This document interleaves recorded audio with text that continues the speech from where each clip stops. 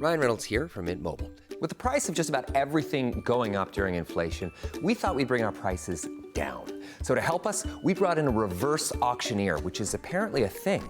Mint Mobile Unlimited Premium Wireless. How to get 30, 30, how to get 30, how to get 20, 20, 20, how to get 20, 20, how to get 15, 15, 15, 15, just $15 a month? Sold! Give it a try at mintmobile.com/switch. $45 upfront payment equivalent to $15 per month. New customers on first 3-month plan only. Taxes and fees extra. Speed slower above 40 gigabytes. See detail. History as it happens, September 24th, 2024. Why the Electoral College? Despite the fact that Joe Lieberman and I won the popular vote, under our Constitution, it is the winner of the Electoral College who will be the next president. Winning the Electoral College is a very, very hard thing to do. This is how it turned out on election night. 306 for Donald Trump, 232 for Hillary Clinton. Now the electors need to meet state by state to make it official. You have to win Florida. You have to win Virginia. You have to win Pennsylvania. They don't have to talk about Michigan because they say you can't even think of it. This time, electors have been under a lot of pressure. Some even received hate mail and death threats because some voters wanted them to change their votes and deny Donald Trump the presidency. The United States is the only country that elects its leader with an electoral college, yet there's a lot of confusion about its origins and why we still have it. Some Americans wish we could get rid of it because as another election looms, so does the possibility that the loser of the popular vote in our democracy will wind up in the White House anyway. That and more next with Sean Wilentz as we report history as it happens, a podcast from the Washington Times. I'm Martin DeCaro. Our elections are bad, and a lot of these illegal immigrants coming in, they're trying to get them to vote. They can't even speak English. They don't even know what country they're in practically. Donald Trump was fired by 81 million people. So let's be clear about that. And clearly he is having a very difficult time processing that. But we cannot afford to have a president of the United States who attempts, as he did in the past, to upend the will of the voters in a free and fair election. Look at what Trump has done himself with the rule of law since all the things that have happened. He is trying to turn it all around to say that basically the entire system of American justice is directed at one thing, which is to hurt him. So it looks like the 2024 election may turn on a few thousand votes in a few states, if it's anything like the 2020 race, when, for example, Joe Biden defeated Donald Trump in the all-important state of Pennsylvania by just 80,000 votes out of nearly 7 million cast. The popular vote will not matter. It has never mattered in determining the winner. But when the winner loses the popular vote by millions, well, that seems undemocratic, which you might say was the original intent of the Electoral College. The framers rejected a direct national vote.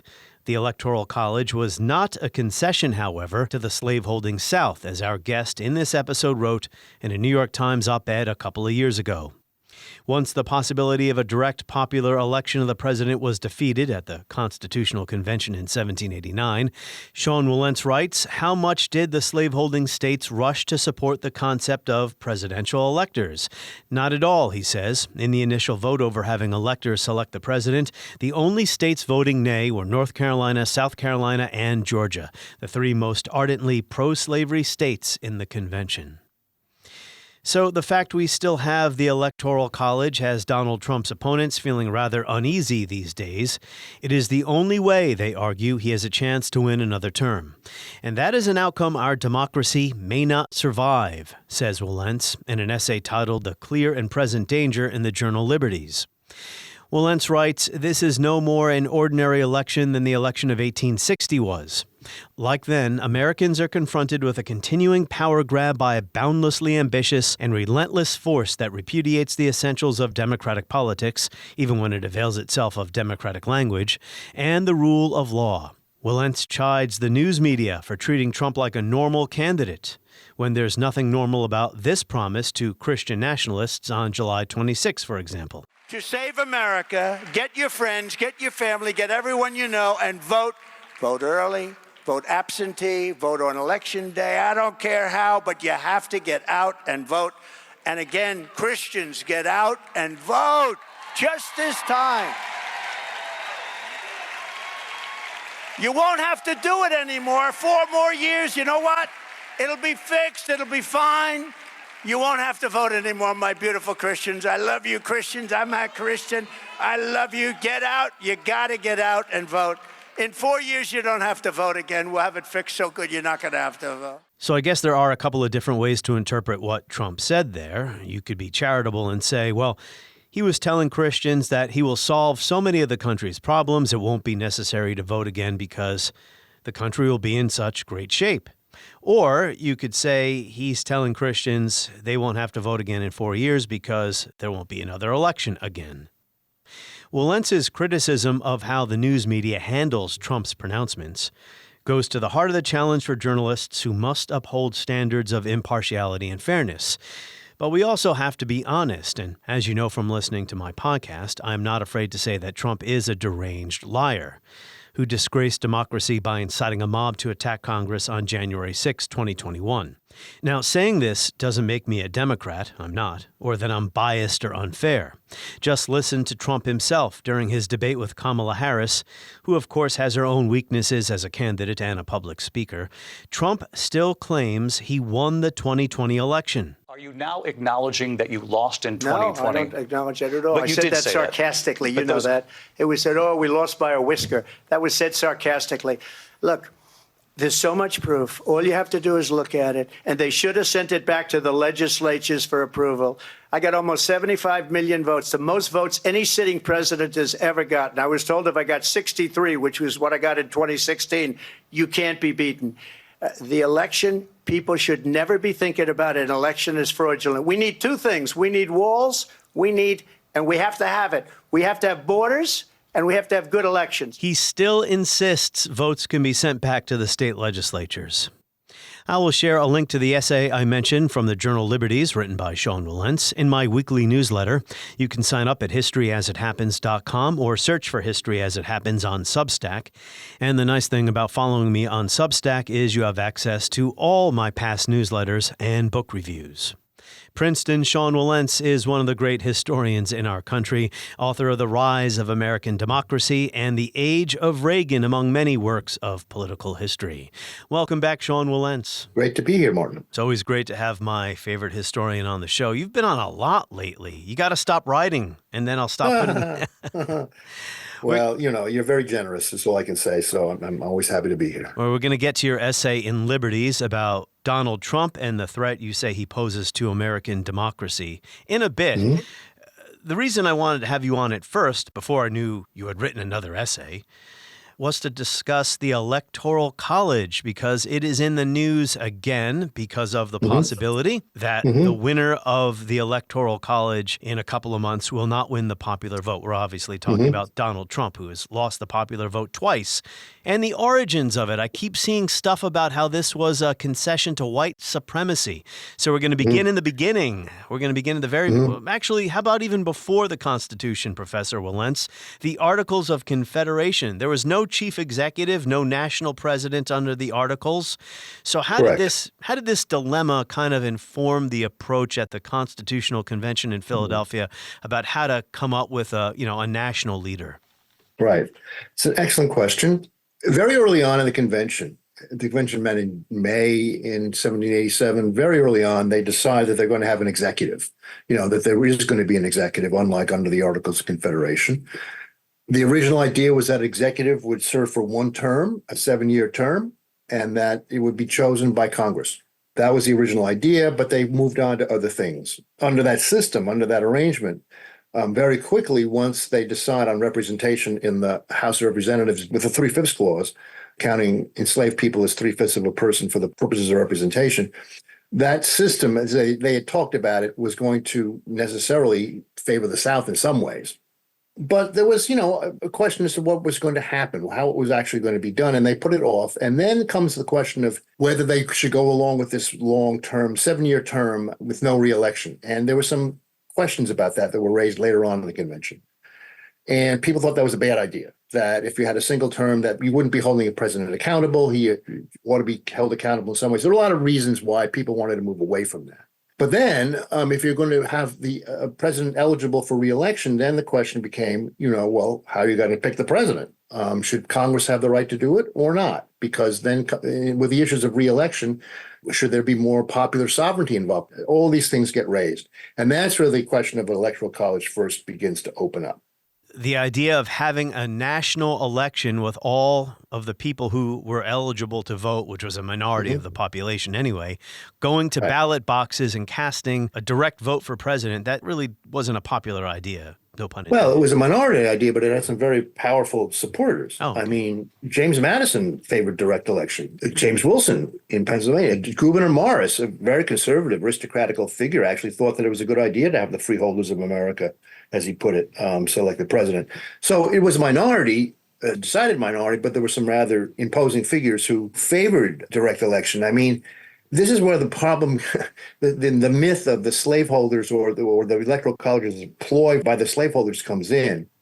Madison actually favored direct election. As he said, he realized that doing so would disadvantage the South because the enslaved could not vote. Therefore, it was going to give the South less of a say in choosing the presidency than they might have desired, right? Because they had already done the 3/5 clause. But nevertheless, Madison favors it. And he says at one point during the convention that local considerations must give way to the general interest. And that the general interest, in his view, was to have a popularly elected president directly. Now, this is not a popular view, however. And it's not just the Southerners who are opposed to it. Basically, it comes up before the entire convention. This possibility of direct election, it gets crushed 9 states to 1. Only Pennsylvania supported the idea of direct election. So it's off the table. It's not going to happen. It kind of comes back occasionally. Madison helps bring it back and so forth. But direct election is off the table, not because it had no support, but because it had insufficient support. Why were people against it? Maybe that's the next question. And the reason they were against it, it wasn't so much about slavery. It was about the fact that people were distrustful of the people. Delegates didn't think that there was a very good idea to allow the people at large to elect as potentially as important an office as the president. I mean, George Mason of Virginia at one point says it would be like giving a color test to a blind man. This was not the way to do it. But it had to do with elitist issues more than anything else. There was one guy, a guy named Hugh Williamson from North Carolina, who was actually a non-slaveholder, but he brings up the question of the disadvantage to the South that direct election would. It didn't matter. It was in passing. Northerners were just as opposed to it for the most part as the Southerners were. So once direct election is off the table, then what are you going to do? How are you going to select the president? And that's where the question of the Electoral College comes in. It was a compromise between other alternatives after the direct election idea is shot down. When it comes to direct elections, fear of demagogues swaying public opinion or duping, if you will, common folks who, in the eyes of the elites, were not well informed enough to make this decision. But also having a national candidate, in those days, the idea of someone being known outside their home state or region was hard to comprehend, right? People had much more of a sense of their locality, and people would refer to their country and they would mean their state, right? So, yeah, I mean, it was a much more decentralized world, but, there were certainly national heroes, which is one of the reasons why George Washington was almost guaranteed to be the first president of the United States. I mean, he was the great demigod of the American Revolution. But there were others. I mean, Franklin was certainly well known everywhere. He was too old to be president, but he was certainly well known. And there were others as well, mostly coming out of the war, actually, more than anything else. But Jefferson was well known. Adams was pretty well known, even outside of New England. So it wasn't as if there weren't national figures. Then, nevertheless, as you said earlier on, though, Martin, they were very concerned, and many of the delegates were very concerned, that the people at large were too tumultuous, too unsteady, could not be trusted, that you had to find some intermediary body to go about electing the president. At one point, somebody said that the governors should choose the president of the United States. But there were two that came out that were the most popular, or the most likely. One was the original idea of having Congress do it, and the other was the idea of having a body of electors chosen by the states, probably by the state legislatures. Jack Rakove has argued that the Electoral College was the least bad idea, trying to figure out just the logistics of how are we going to hold a national election. The idea that would be a very difficult thing to do, and the Electoral College seemed like just a good place to settle because you have to decide on something here. You can't have the Constitution. Yes. The convention couldn't go on forever. Yes. The Southerners really wanted, the Deep Southerners, the Deep South representatives, rather, the delegates at the convention, really favored Congress. They thought that Congress was the place to do this, that the people who get elected to Congress are going to be, gentlemen of property standing, people you could trust. They thought that was a good idea. It also meant, of course, that they would get the 3/5 clause. So, this was going to be to their advantage. However, they weren't pushing that so much as they were pushing the idea that Congress was the proper place for this to be done. There was a problem with that, of course, because if you have Congress electing the president, well, then the president becomes a creature of Congress. The president would always be looking over, in those days, his head, over his shoulder, rather. So people were suspicious of this, and they thought that there ought to be a body of electors that were independent of everyone, but who would be selected by the state legislatures. But the state legislatures were not going to be the people who were actually going to do the voting. They were going to be electing people to do the voting. And that was the other idea, was the electoral system, which is more or less what we ended up with. But it was by no means clear that it was going to be the case.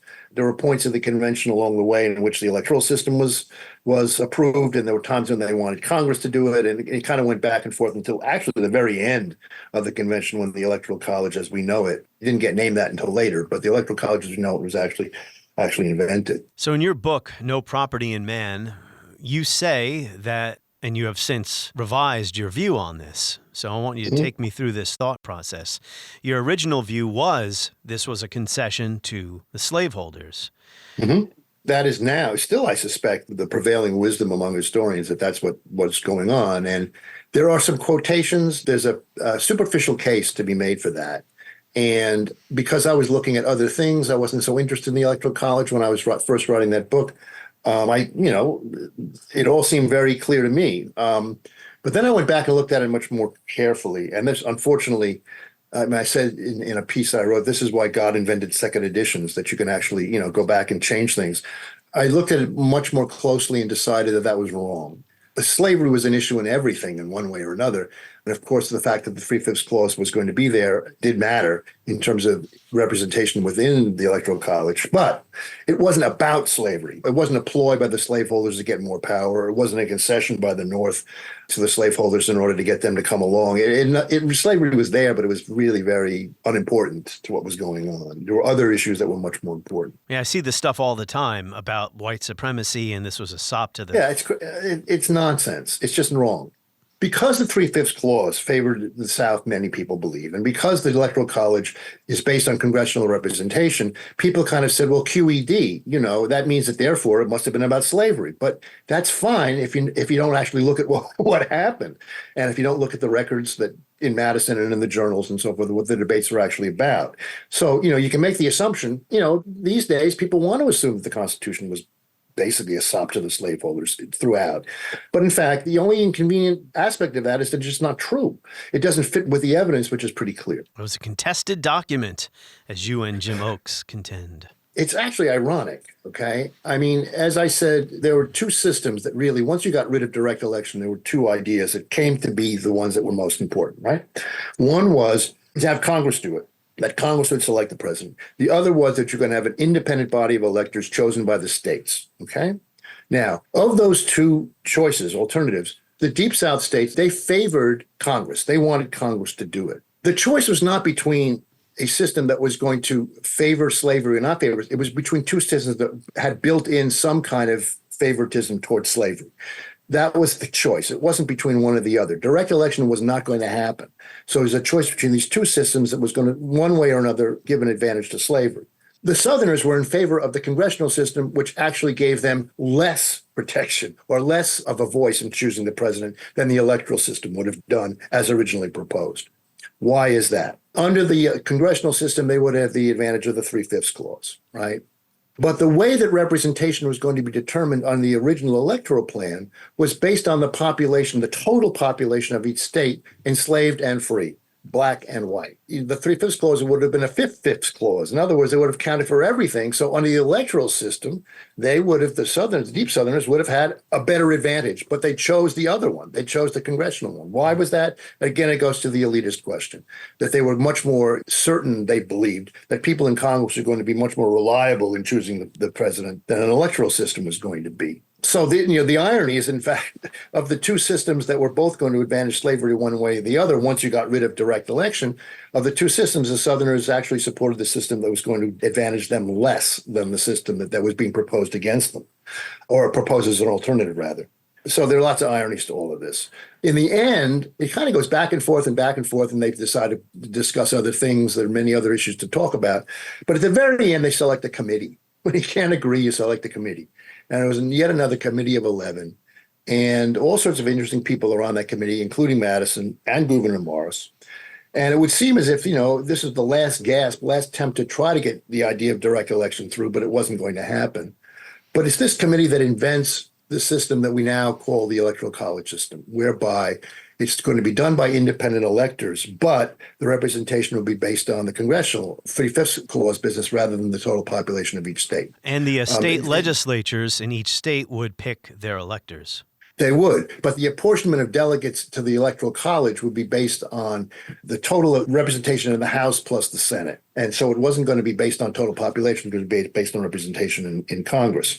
And that's the way it came out. So in the end, you can see the product. Yeah, did it advantage the slaveholders? Yeah, it did. But that's not why it was done. The Southerners would have preferred another system altogether. Well, in the election, and James Madison, who's thought of as the father of the Constitution, was in favor of direct election. So it's all full of irony. But the idea, as I say, that this was done as a sop to the slaveholders is just untrue. And in the election of 1800, you have argued that, sure, the 3/5 clause may have helped Jefferson win that election, but you also have to take into account what was happening in Pennsylvania, which is the other side of the story people ignore.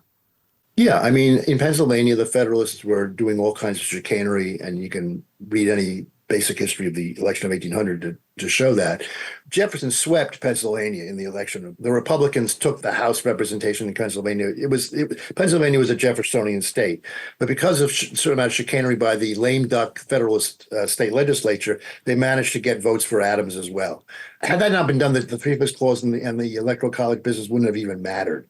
So yes, it's true. The Electoral College system, as it was worked out, did favor Jefferson in a sense, but doing so means you have to overlook what was going on in Pennsylvania. Now, there are people who say that the people were doing in Pennsylvania in order to counteract what was going on in the South, but there's no evidence of that I've ever seen. So that it was just a basic, it was politics.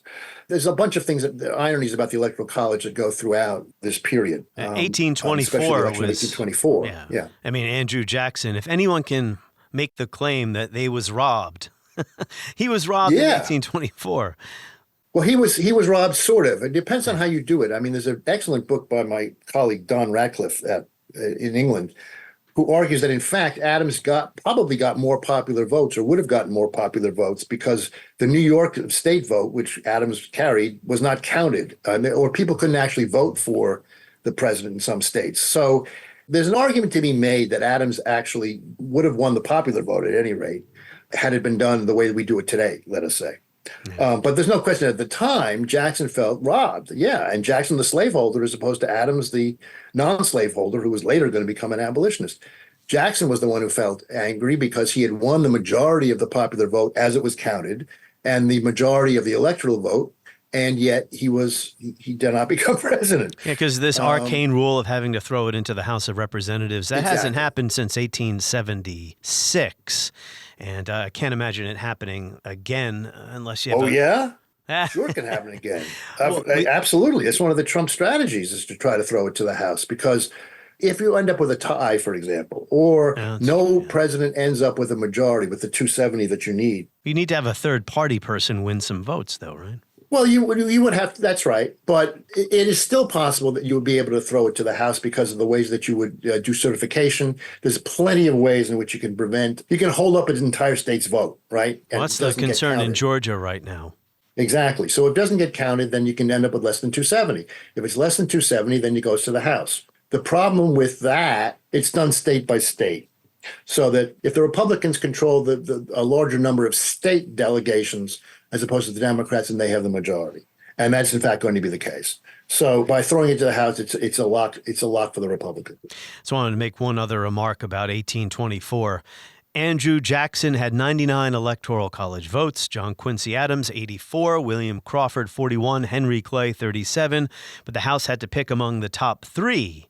So Correct. Clay out of the running, the story is that he made a deal with Adams to help Adams prevail in the House, and Adams in exchange would make him Secretary of State. So I actually don't believe that. Yeah, I've never believed it either. It just sounds too easy a story. But Well, it was a great political blunder on Clay's part, I think, because, there was every reason for Clay to back Adams. He hated Crawford, he hated Jackson, and Adams was the man. Adams actually liked Jackson. They had gotten along pretty well for a whole bunch of reasons, going back to Florida. It doesn't matter. But there was every reason for Clay to back Adams once he was out of the running. It was the way that it was done. Perception matters. Yeah. And, so no sooner does Clay throw his support to Adams that Adams just decides to name Clay the Secretary of State. This looked bad. As they say today, the optics were really awful. From then on in, Jackson was able to claim there had been a corrupt bargain, et cetera, et cetera. In some ways, it was more of an act of statesmanship on Clay's part, you could say. But by the same token, sometimes a blunder is worse than a crime. That was a major blunder. Couple more about the EC, Electoral College, and then we'll move on to your essay in Liberties. In Federalist number 68, Alexander Hamilton said, the Electoral College, creating this body, was a compromise at the convention. Right. Because many people worried that the big states, Massachusetts, New York, Pennsylvania, and Virginia, would dominate the presidency, so they needed to devise an institution to protect the smaller states. You hear echoes of this argument today among the people who want to maintain the Electoral College, because without it, the large population centers in the large states, if you just have one big national vote, you're essentially erasing the people in the middle of the country. There'd be no reason to go to places like Iowa or Wyoming or whatever to campaign anymore. Before we get to that and what we should do with the Electoral College, although we both know this is a fantasy conversation because it's not going anywhere.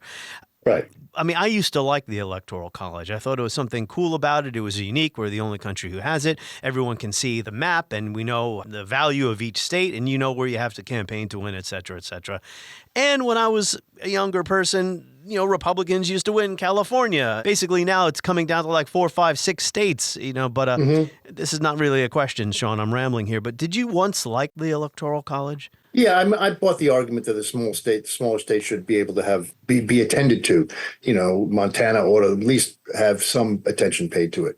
But the system has become so skewed that when the popular will is thwarted as often as it has been in the last 5, 6 elections, no Republican has won the presidency with a popular vote, the exception of 2004. I mean, I think since Bush won, 88 to caucus, yes. Yeah, so that was the last time now, but there have been plenty of Republican presidents since then. It's gotten to the point where the system, unintended consequences. The system now, in a party system that the framers certainly could not have imagined, is now systematically skewed towards a particular outcome. That is not in the best interest of democracy, in my view. So you have the question of what is the lesser of the two evils, right? I mean, to have the popular will regularly thwarted or to be paying attention to Montana. I love the state of Montana. I'm all for the state of Montana, but the fact is, it strikes me that that's a lesser evil than having democracy or the majority vote thwarted. Yeah, I mean, this has become a partisan issue now because of the map. We're dealing with 6, 7, 8, 9 states. The rest you can color them in right now, red and blue. It wasn't always like that. This is kind of a recent phenomenon. So. But when I studied this, though, when I realized where things that I just recited to you about what happened in 1787, I mean, my view is let's go back to what James Madison thought was the best idea, which was a direct election, or Gouverneur Morris, no more conservative figure than Gouverneur Morris in many ways, except on slavery, where he was very progressive. But, let's go back to what they thought. I mean, they were in the minority, but they were certainly there. And they certainly had their reasons for doing so. And those reasons are very compelling. They're no less compelling today than they were in 1787.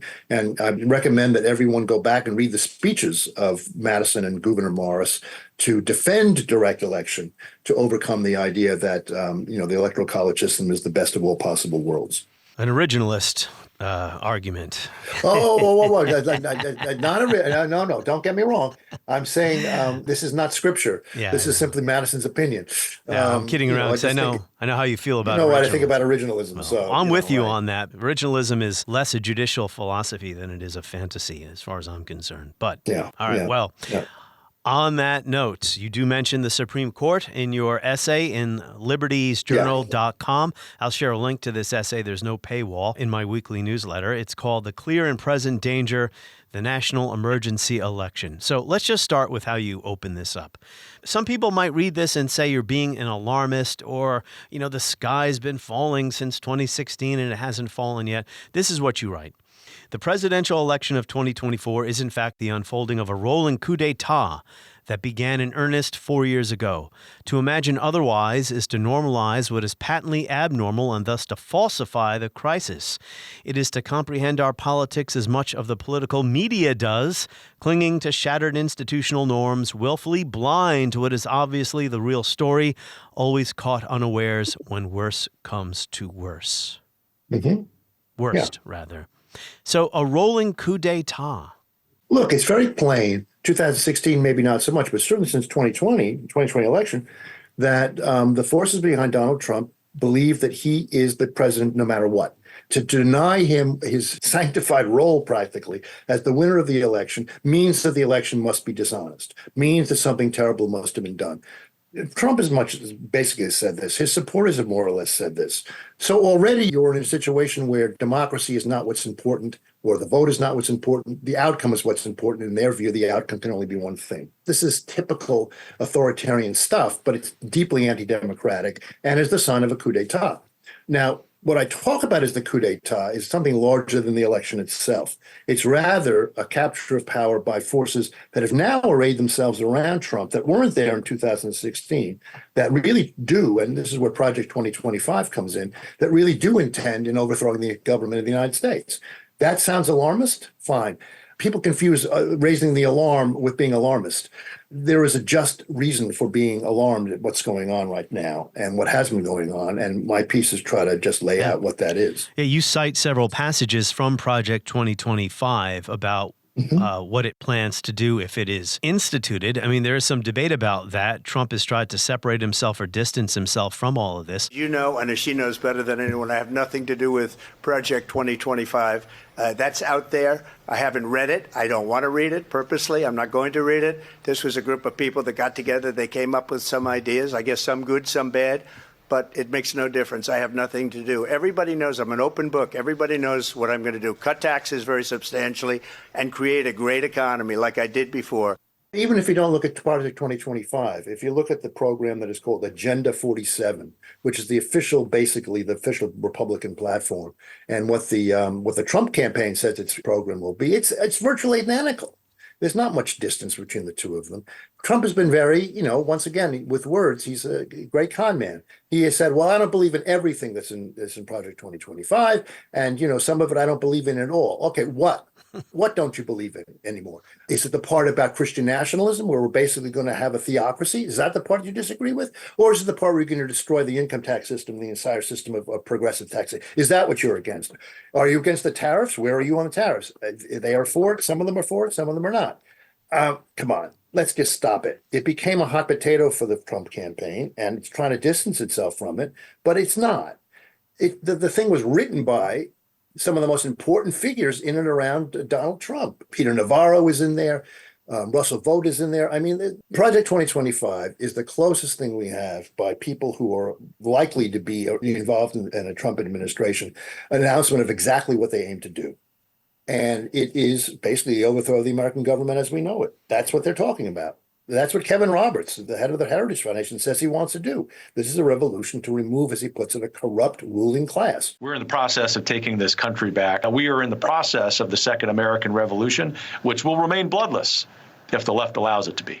That was Kevin Roberts in an interview on Fox News. By basically eviscerating the bureaucracy, getting rid of all the professionals and putting in political loyalists.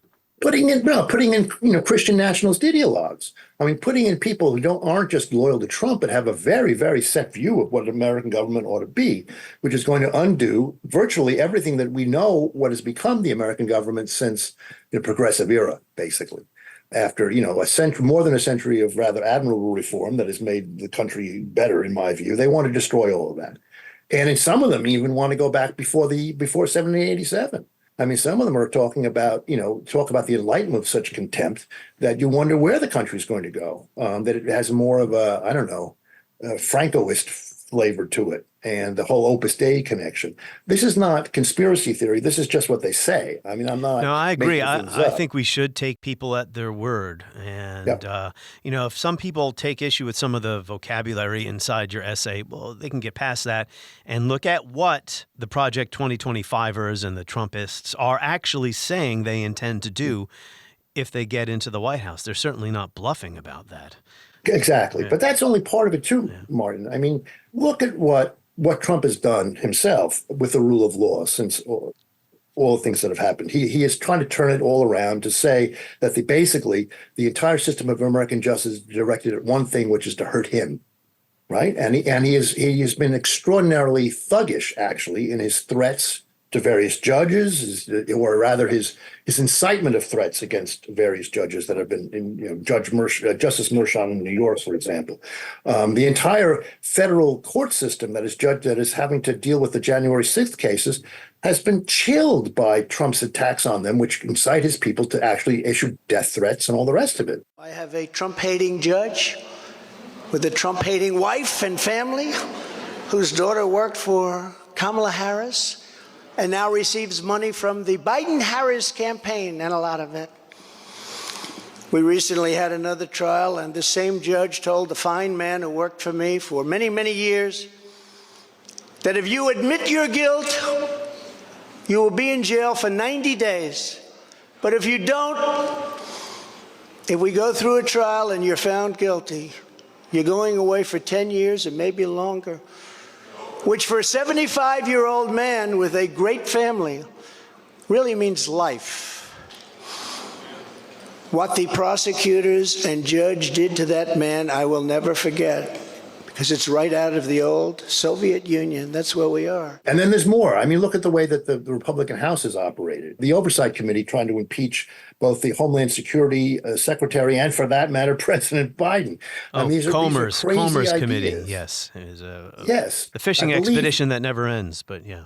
But it's more than that, because it costs people time, it costs people money. This is a typical kind of attempt to try to intimidate and to try to distract and to rile up voters, supporters against the government itself. The Jordan Committee, the Weaponization Committee, is the same thing. Yeah. I mean, basically, Jordan said we have to do this in order to reelect Trump. In a moment of weakness, he sort of admitted that. And that's what he's done by projecting the weaponization that the Trump administration actually tried to do when it was there. They are now accusing the Biden administration of doing against Trump. It's typical of what's going on. So there's a lot. Yeah, I think you touched on the gist of it. This is anti-government, far more anti-government on the extreme than traditional conservatives of the Reagan era, although there's a debate about whether Reagan was, what responsibility Reaganism has for this ordeal that we're in today. There's a debate there we don't have to get into now. But the polls continue to show it's a toss-up. That may have something to do with Harris's weaknesses as a campaigner, as a candidate. I mean, there's a lot going on here. It's not just one factor. I certainly don't pull punches when I talk about Donald Trump on my podcast, when I do talk about him, about the unhinged and deranged nature of his speeches and his ideas, such as they are. But do you think people just either they want this stuff? I mean, there are people who want this stuff, but it's just too crazy to believe that somebody would get in there and destroy democracy. Well, yeah. I mean, I think that there's been a normalization process that's happened. It goes back to the first sentence that you quoted, Martin. If you regard this as just another presidential election, if you don't listen to what Trump is actually saying and his supporters are saying that they intend to do, well, then you're going to see it as just another presidential election. But it's not. But the normalization of it by the press and others, I think lulls people into the idea that, well, okay, so, we have this idea, we have that idea, we have this party, we have that party. This party might be a little on the extreme end, but it's all normal. It's not normal. And it's not normal because I say it's not normal. It's because they are saying it's not normal when they're, going out and getting support, when they're projecting what they want to do. They project on what we're doing. I'm just reporting on what they say they're doing. And if you see it that way, well, then it's alarming. We've talked about the Supreme Court before, but you also mentioned the court in your essay. To me, this is the biggest story of the summer. I actually wrote a newsletter about one of our conversations a couple months ago, titled "The Biggest Story of the Summer." Wasn't all the earth-shattering breaking news, which was big during the summer with the debate and then the assassination attempt, the first one, and then Biden dropping out. It was the court's decision in Trump versus United States saying that the president is immune from criminal prosecution for official acts. That story didn't make enough of an impact. I don't know why. Well, as you say, there were other things going on. People don't necessarily study the court as closely as they should.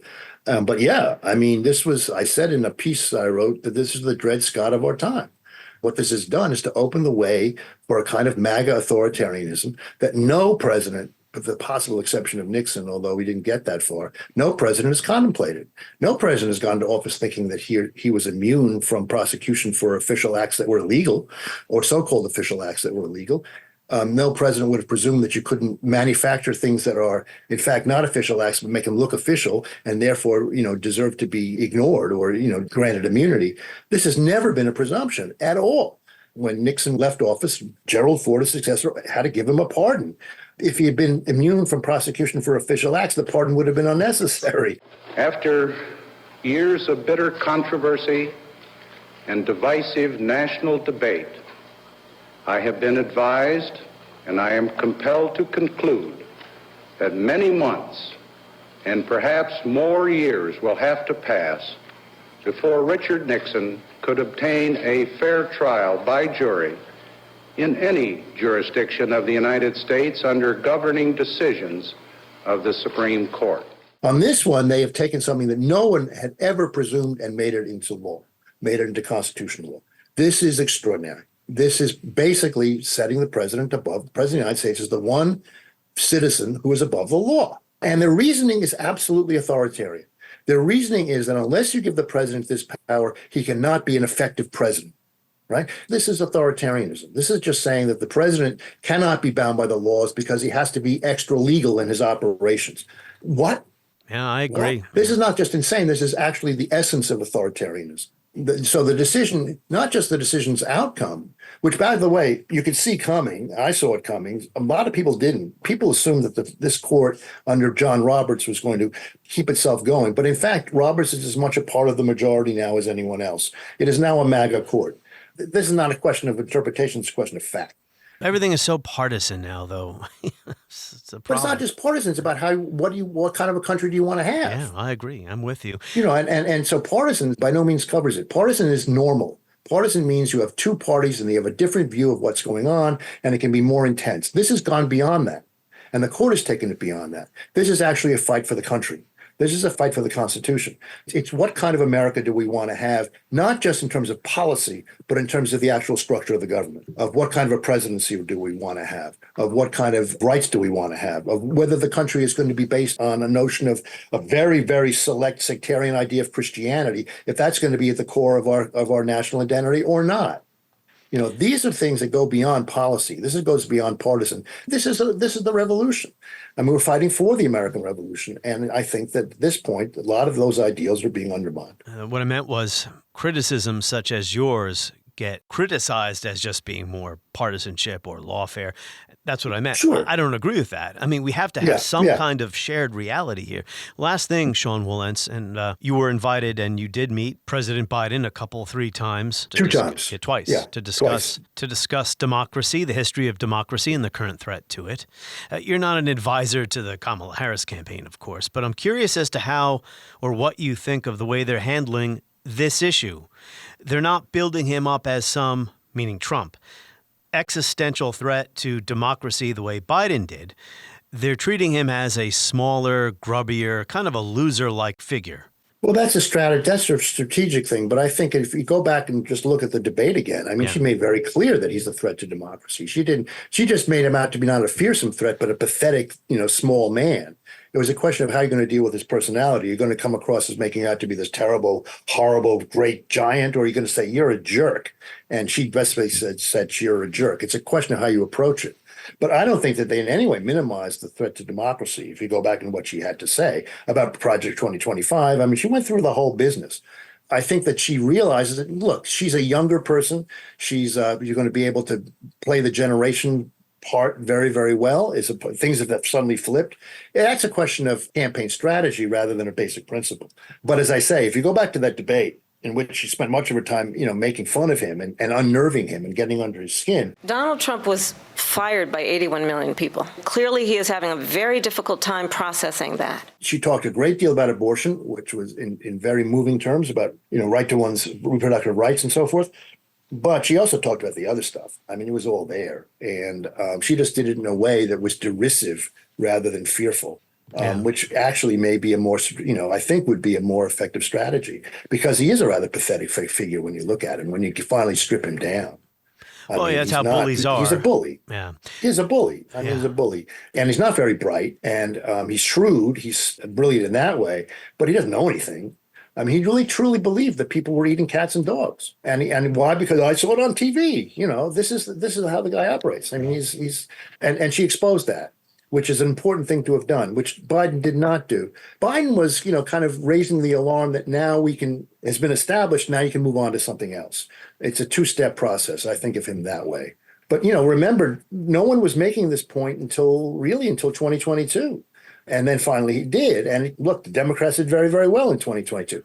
Now, in part, that was because the Republicans were running a bunch of zanies like Doug Mastriano and others, out there. Herschel but Walker. It was also the case was also compelling. And Biden didn't do that. You just have to do it in a different way. Well, there was a new New York Times Siena poll out this morning that showed Donald Trump doing very well in Arizona and other key swing states. And I think the first or second paragraph of the story said the reason for this is that Americans look back on Trump's presidency and believe that they were doing better under him economically, inflation, immigration. There wasn't a lot of talk of threat to democracy. Not with the people who support him, of course. But I mean, look, there's another myth which I would think that Harris would be in a better position to shift to the economy, because the myth that things were better under Donald Trump when Donald Trump left office is insane and has to be contested. It wasn't. We had the worst unemployment since the Great Depression. Yeah, we had all people are forgetting who was president in 2020 during the pandemic year. It was him. Yeah. Well, the pandemic made it bad, but it was also because of his policies. It wasn't just because of the plague. The Federal Reserve just lowered interest rates by 0.5%. I mean, come on. Things are obviously done better. The Democrats have brought it back in a way that would never have happened under a Trump tariff system. Look at what's going to happen. People say that Trump has your back. Look at what he's proposing. Just look at what he's proposing economically. It's disastrous for most Americans. A tariff war is only going to bring inflation back. I think that myth, which you're talking about, which is very real, it's out there. The Democrats have to do a good job if they're going to win of undoing that myth over the next 6 weeks. We mentioned Henry Clay before, so it's good that we wrapped up on tariffs. Yeah, well, it was a whole lot different in 1824 when you're talking about tariffs than in 2024. 200 years makes a big difference. Look, the last really big tariff guy was William McKinley in 1890 when he did the McKinley tariff before he became president. But then the day before he was actually assassinated, he was saying, this tariff idea isn't so good. Even he backed off. Smoot-Hawley. Yeah, well, right. There you go. Smoot-Hawley. Do you believe Americans can afford higher prices because of tariffs? They're not going to have higher prices. What's going to have and who's going to have higher prices is China and all of the countries that have been ripping us off for years. I was the only president ever. China was paying us hundreds of billions of dollars, and so were other countries. And, if she doesn't like them, they should have gone out and they should have immediately cut the tariffs. But those tariffs are there 3.5 years now under their administration. We are going to take in billions of dollars, hundreds of billions of dollars. I had no inflation, virtually no inflation. They had the highest inflation perhaps in the history of our country, because I've never seen a worse period of time. People can't go out and buy cereal or bacon or eggs or anything else. The people of our country are absolutely dying with what they've done. They've destroyed the economy. And all you have to do is look at a poll. The polls say 80 and 85 and even 90% that the Trump economy was great, that their economy was terrible.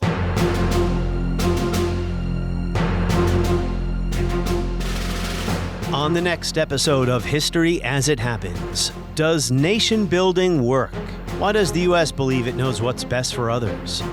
That is next as we report History as It Happens, a podcast from the Washington Times. Ryan Reynolds here from Mint Mobile. With the price of just about everything going up during inflation, we thought we'd bring our prices down. So to help us, we brought in a reverse auctioneer, which is apparently a thing. Mint Mobile Unlimited Premium Wireless. How to get 30, 30, bit to get 30, bit to get 20, 20, 20, bit to get 20, 20, bit to get 15, 15, 15, 15, just $15 a month? Sold! Give it a try at mintmobile.com/switch. $45 upfront payment equivalent to $15 per month. New customers on first 3-month plan only. Taxes and fees extra. Speed slower above 40 gigabytes per detail.